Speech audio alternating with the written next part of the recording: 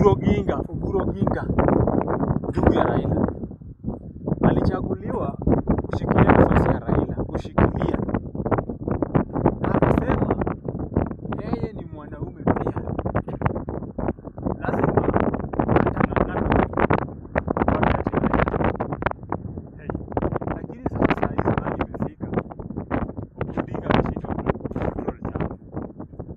Oburu Odinga ndio injini ya chama, ameshindwa kucontrol chama. Sasa hivi Oburu Odinga aachie vijana. Oburu Odinga amelemewa kabisa, hata kina Sifuna washakuwa Oburu ni weak.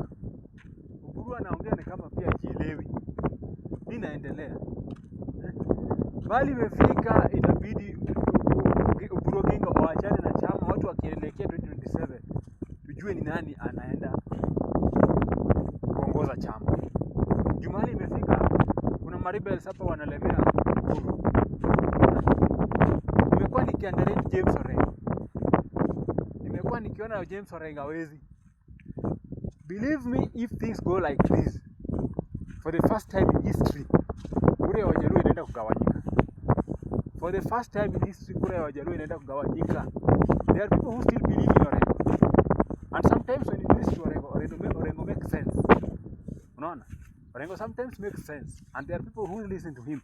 Some percentage. So, it is not a must. It's not obvious that everyone is going to vote Ruto in 2027 from Luo Nyanza. So, it's upon Oburu Oginga to unite all leaders and to unite all Luos. If he fails, then for the very first time in the history of Luo Nyanza politics, the votes are going to be divided seriously. Kalonzo will have his portion, Ruto will have his portion. But it will come due to failure of Oburu Oginga to unite the Luos. Oburu Oginga amekuja akachukuliwa, akabebwa tu kama ni kama anafuata hao viongozi. He has no independent mind. Ati ndugu yangu alituacha kwa broad based government. In politics anything can change. You talk about yourself. Raila is long gone. Raila is long gone. Now come with your own strategy to lead the chama.